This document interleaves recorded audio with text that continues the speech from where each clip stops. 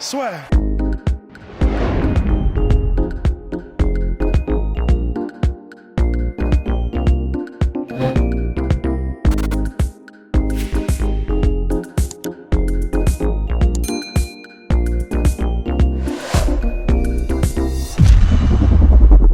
Bonjour à toutes et à tous, bienvenue dans le podcast Slasher. Bonjour mon cher Polydomso. Bonjour Guillaume. Oh le putain, il est en mission. Il est en mission pour parler de Bobby Knuckles. Bobby Knuckles avec cette magnifique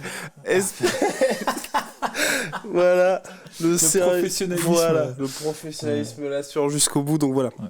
On parlait donc de Bobby Knuckles qui s'est imposé avec la manière face à Kelvin Gastelum, combat qui devait se faire en 2019. Et finalement, c'était en 2019 ouais, elle n'a pas les mêmes enjeux puisque les deux hommes, notamment Robert Whittaker, n'est plus champion. Mais donc là, ça y est, ça s'est fait.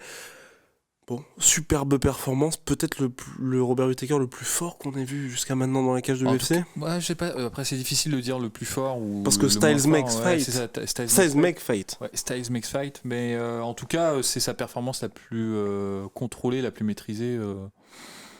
De récente mémoire, on va dire depuis sa défaite face à Adesanya, parce que quand même auparavant, faut pas l'oublier, avant qu'il devienne champion, il a quand même eu des super belles performances. Je pense par exemple à celle contre Jacare Souza qui était Romero 1. Ouais, c'est vrai, tout à fait. Donc c'est difficile de dire la meilleure ou la plus contrôlée, mais là sur sa récente son récent retour, c'est son plus beau combat, ça c'est ce que je pense, ouais. Et il a su changer de niveau avec Maestria. Il a pas, et moi c'est surtout ce qui m'a impressionné, c'est que tu vois, il a pas attendu la fin du combat pour faire ça. Et dès le début, il a su. Enfin, tu vois, on savait qu'effectivement, il a fait. Je crois il s'était qualifié pour les Jeux du Commonwealth en lutte. Il est plusieurs fois champion justement de son pays, je crois, en lutte aussi.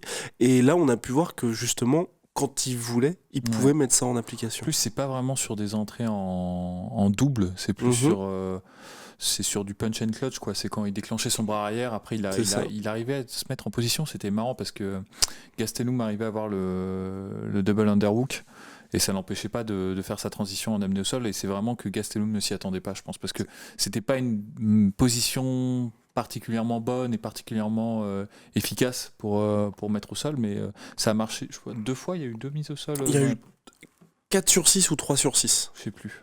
Mais en tout cas, il y en a 2 comme ça, en fait, où il y a le double underhook du côté de Gastelum, où il le met comme ça au sol. Après, il y en a peut-être d'autres. Ah oui, pardon, je croyais que c'était en général. Ouais. Bah non, en général, je pense qu'il y en a plus que, il y en a plus que 2 de mémoire. Et donc, moi, franchement, j'étais super impressionné parce que on l'avait dit dans le prono, on penchait plutôt sur une victoire de Gastelum parce que c'était un match-up qui n'était pas facile, compliqué, un mec qui a une bonne vitesse de main. Qui est gaucher, qui sait bien mettre la pression, donc ça faisait beaucoup d'éléments à prendre en compte de la part de Whittaker, et un Whittaker qui justement peut-être la voie on va dire la voie exploitée contre lui, c'était d'arriver à forcer des échanges en anglaise prolongés à mi-distance, et c'est là où il se fait toucher en fait généralement. Et moi ce que j'ai beaucoup aimé, c'est que dès le début il avait tout de suite en fait un style qui était parfaitement adapté à ce qu'apportait Gastelum. Sur le premier round, par exemple, franchement, dans les 2 ou 3 premières minutes, il lance pas de jab, par exemple, parce qu'on avait dit que une des choses qu'on avait dit dans la prono, c'est que le jab serait difficile à mettre en place contre un gaucher, un fausse patte comme Gastelum. Et en fait, il a vraiment attendu avant de le déclencher sur les premiers coups. Il commence avec son bras arrière qui est sur le côté ouvert, en fait, et c'est une stratégie qui est toujours efficace quand t'es en gaucher contre orthodoxe ou orthodoxe contre gaucher. Et il a vraiment détourné l'attention du jab sur les premières minutes. Et ensuite, arrivé au round 2, arrivé au round 3, arrivé au round 4, et surtout après le premier flash, c'est pas vraiment un knockdown, mais le premier moment où il met vraiment mal Gastelum avec le high kick, avec son fameux enchaînement, feinte de jab, bras arrière, et en fait avec son bras arrière il va pousser en fait la tête un peu, pour ceux qui se souviennent, qui regardaient le K1, celui qui faisait ça c'était Peter Hertz, qui faisait beaucoup de KO en high kick comme ça pour passer le high kick, et c'est d'une fluidité, enfin c'est à chialer de beauté, hein, ça va super vite. Et à partir de ce moment-là, comme l'attention de Gastelum était détournée par toutes ses armes, il a pu réinstaller son jab. Il a été patient, et une fois qu'il a réinstallé son jab, en revanche là, parce que le premier round, ce qui est assez intéressant, c'est que le différentiel de frappe est pas énorme. Je crois que les frappes les plus marquantes sont certes celles de Whittaker, mais en termes de striking, en termes de, je pense qu'ils étaient kiff honnêtement. Mais à partir du moment où il a réinstallé son jab et il commençait à faire ses enchaînements à partir de son jab, là, il a creusé l'écart, c'était énorme en fait. Donc super belle performance qui, je pense, a été facilitée aussi par le manque d'adaptation de Gastelum. Qui, je trouve ça regrettable vraiment qu'il se soit borné à essayer de chasser absolument la tête de Whittaker. C'est quelque chose... j'ai eu du mal à le comprendre, d'autant qu'il y a eu 2 moments où il a donné des coups au corps et le corps était là. Ouais. Et il a touché, je pense, très durement en fait Whittaker. On l'a entendu. Ouais, il y a eu un petit souffle comme ça et je me suis dit, c'est con que ça arrive au 5e round. C'est un truc, quand t'es le taureau et que tu combats le matador, c'est la première chose qu'il faut faire. Parce qu'en fait, Whittaker, justement, un des gros progrès qu'il avait pendant ce combat, c'est qu'il avait toujours les mains en protection. Toujours, ce qui lui a pu lui permettre de rester dans les échanges avec Gastelum, mais malgré la vitesse de main, d'être toujours en protection. Il y a très peu de fois où les coups de Gastelum ont porté sur le visage de Whittaker, mais nettement. Il y avait toujours la main avec le téléphone portable en protection, et ça, c'était vraiment un énorme progrès de la part de Whittaker, mais ça pouvait être aussi exploité. Parce que je pense qu'il a fait tout un camp en se disant, il faut absolument que je me protège. Il n'avait pas cette garde vraiment très très basse qu'il a habituellement. En fait. C'était adapté par rapport à Gastelum, et c'est là où Gastelum, franchement, dès le premier round, dès le deuxième round, il aurait dû mettre en place un jeu de boxe au corps et ça aurait servi sa boxe au visage dans un second temps et ça aurait permis également de toucher plus souvent en fait Whittaker et de se galvaniser, parce que je pense que c'est extrêmement frustrant aussi, au-delà du fait que tu perds les échanges, mais de toucher que les mains, que les bras de l'adversaire, de pas toucher nettement en fait quelqu'un qui lui pour le coup faisait mouche à chaque fois parce qu'il avait l'avantage de la longe. Gastelum venait sur lui.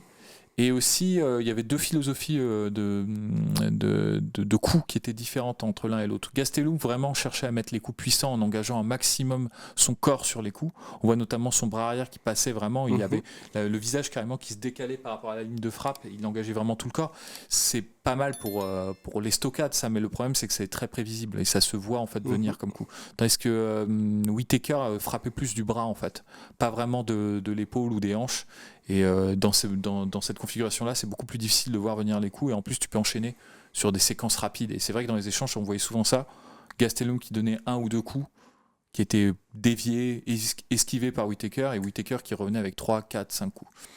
Donc, là, Gastelum qui commence à montrer ses limites. C'est ça, et en plus, ralentissement en fait des mains, ça s'est vu aussi. Alors ça note rien la victoire de Whittaker, c'est parce que Whittaker justement a pu mettre en place cette stratégie, ce game plan qui était, je pense, idéal contre Gastelum, que Gastelum avait l'air frustré, Gastelum hésitait, Gastelum était moins rapide sur ses coups. Mais c'est vrai que faut qu'il prenne conscience que c'est plus le même en fait, qu'il a peut-être plus cette explosivité, cette rapidité, cette vélocité, parce qu'il y a vraiment, j'invite les gens, et c'était il y a pas si longtemps, donc c'est pour ça que c'est assez étonnant, mais à regarder le KO de Gastelum contre Michael Bisping, ça va à une vitesse, c'est impressionnant. Hein. Même et il fait la même contre Belfort. Contre Belfort aussi. Et même où je pense que Jacare, je crois que le knockdown c'est là-dessus. Jacare aussi, et puis même Weidman aussi, il manque de le terminer. Donc il y avait une vélocité de points que je trouve que depuis son combat contre Adesanya, ça apparaît moins. C'était surtout évident dans son combat contre Darren Till. Mais Darren Till avait été super intelligent, il avait vraiment clutché un maximum pour éviter ce type d'explosivité. Mais maintenant qu'il a plus cette espèce de sésame qui lui permet de ne pas avoir à développer un jeu d'attaque en pression, on va dire scientifique, où tu attaques le corps et tu cherches à faire tomber le corps avant de faire tomber la tête. Maintenant, il faut qu'il s'adapte, il faut qu'il adapte son style en fait à son ralentissement. Alors, c'est pas un déclin énorme, hein, c'est juste qu'il perd peut-être un peu de vitesse. Mais du coup, comme il perd un peu cet avantage-là, ça reste malgré tout un gros welterweight et pas un middleweight en fait. Et le fait de concéder de la longe et de concéder du poids et de toujours avoir faire le boulot d'aller chercher l'adversaire, s'il a plus cette vitesse pour casser la distance, et qu'il y a plusieurs moments dans le combat contre Whittaker, c'était évident, où il n'arrivait pas en fait à couper le pas à Whittaker et il essayait de chercher avec les mains, il tendait les mains. Et c'est là où il se prenait 3-4 coups parce que la défense n'était plus là en fait. Et le menton est toujours là. Le menton est toujours là, c'est clair. Et, la puissance de frappe, je pense, c'est toujours là aussi. La vitesse aussi, je pense qu'il est encore malgré tout plus rapide que beaucoup de mecs. Il est juste un peu moins rapide qu'il ne l'était avant. Mais là, pour le coup, le fait de perdre un petit peu en vitesse, tous les autres, on va dire, désavantages qu'il a, que généralement il arrivait à transcender justement par sa vitesse, là ils ressortent en fait, et il va falloir adapter en fait un jeu de pression un peu plus on va dire scolaire, un peu plus académique en fait, sinon au risque d'avoir la même fin de carrière que Johnny Hendricks, tu vois, enfin, parce que bon, je prends un exemple extrême justement pour choquer, mais Johnny Hendricks, il avait eu un peu le même déclin en beaucoup plus, bien sûr en énorme, hein, mais c'était surtout sa perte de vitesse qui l'avait en fait vraiment mis dans le mal. Et là, pour le coup, Gastelum, c'était plus ou moins évident. Mais c'est aussi parce que c'est une super belle performance de Whittaker et que c'est un Whittaker au top de sa forme et qu'en fait Whittaker c'est un champion en fait. Et que là, il creuse les gars. Whittaker, par ailleurs, ancien welterweight. Aussi, ouais. Et donc là, c'était un combat d'ancien welterweight. Donc Whittaker, là, qui creuse l'écart, il montre véritablement que dans la catégorie middleweight, Adesanya, Whittaker, le reste du monde, est-ce qu'on va avoir cette revanche ? Enfin, tout dépend d'Adesanya en fait. Moi, je pense que Whittaker, c'est-à-dire, il la mérite. Il n'y a personne d'autre là en middleweight. Je sais pas s'il reste pas en light heavyweight ou si. Il a dit qu'il voulait redescendre en middleweight. S'il redescend en middleweight, là maintenant, compte tenu de ce match-là, pour moi, il n'y a pas d'autre combat en middleweight. Il y avait peut-être une hésitation avec Marvin Vettori qui est en train de remonter, mais là, il n'y a pas photo. C'était les trois victoires, le run là, de Robert Whittaker, il ne laisse pas de place au doute. C'est des victoires qui sont impeccables à chaque fois. Petit bémol sur le knockdown contre Cannonier, mais Darren Till aussi. Ouais, Darren Till, c'est vrai. J'ai tendance à l'oublier. Mais c'est vrai que contre Cannonier, c'était un peu plus impressionnant parce que mais de toute façon tout le reste du match était complètement dominé par Whittaker. Donc effectivement, c'est un rematch que j'ai toujours voulu revoir. Et bon, ça ferait plaisir si c'était le cas. Maintenant, je le dis, ça dépend vraiment d'Adesanya en fait, pour le coup. Bon, je pense qu'il va le faire, mais ce sera intéressant parce que pour le coup, on n'assistera pas du tout au même combat.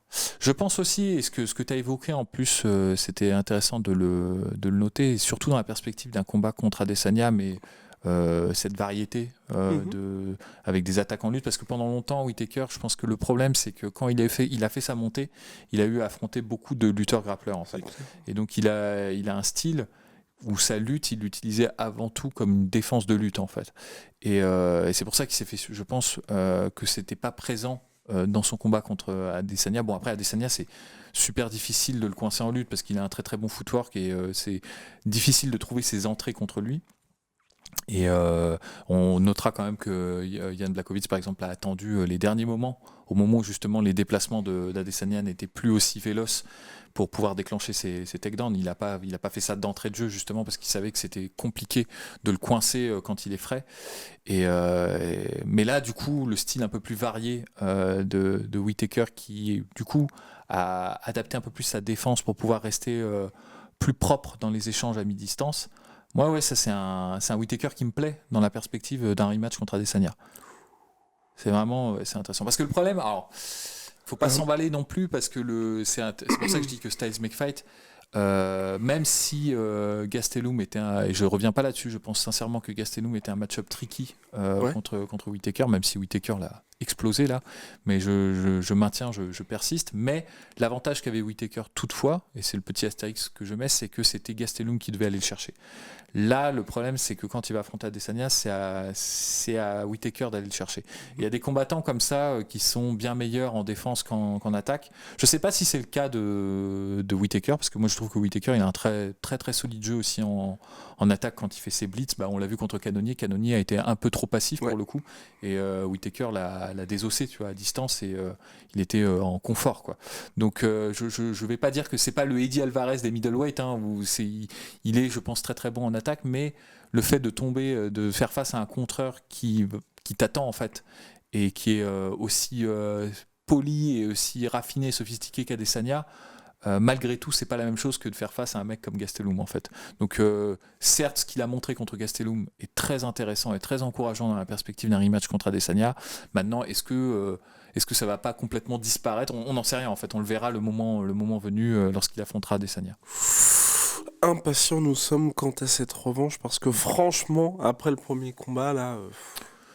Ouais, et puis d'aucuns feront l'argument que c'était un Robert Whittaker qui revenait d'une dépression, C'est vrai. c'était un peu compliqué, et puis Adesanya, il était, de son côté, Adesanya était, je pense, au top de son mojo.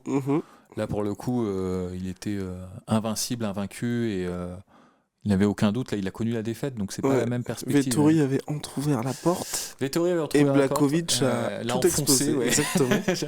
Non, mais après, c'était un match super serré contre. Complètement. Très compétitif contre Blachowicz. Mais ce que je veux dire, c'est que c'est pas les mêmes configurations mentales. Bon, là, pour le coup, on n'est pas Madame Soleil, on peut pas savoir dans quelle configuration ils vont se mettre, mais on peut quand même se dire que c'est peut-être un peu plus. Ce sera peut-être un peu plus équilibré en termes de dimension dans la perspective d'un rematch.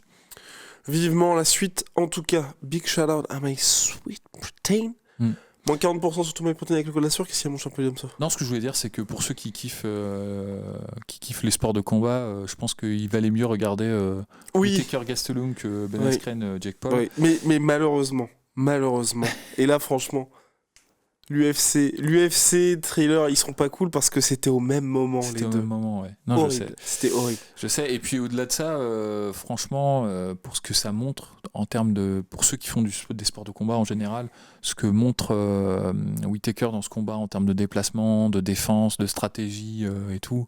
Enfin, sur chaque round, il y a 1000 trucs à apprendre en fait. Et c'est beau d'avoir ce type de performance en fait. Et on le doit à la maestria technique de Whittaker, mais on le doit aussi à la détermination et au courage de Gastelum, qui est toujours là. Bon, il fait le sac de frappe pendant le combat, mais il avance et il n'abandonne jamais. Et il en veut toujours. Enfin, c'est vraiment un mec qui a un mental de guerrier. Donc, regarder le match, c'est le moindre des respects qu'on peut leur témoigner à ces deux-là. Exactement, c'était le grand écart entre la boxe anglaise et le MMA le week-end dernier.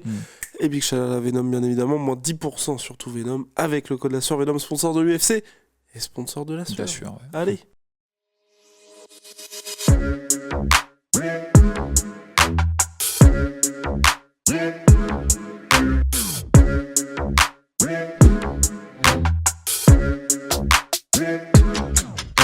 I'm fucking coming for you!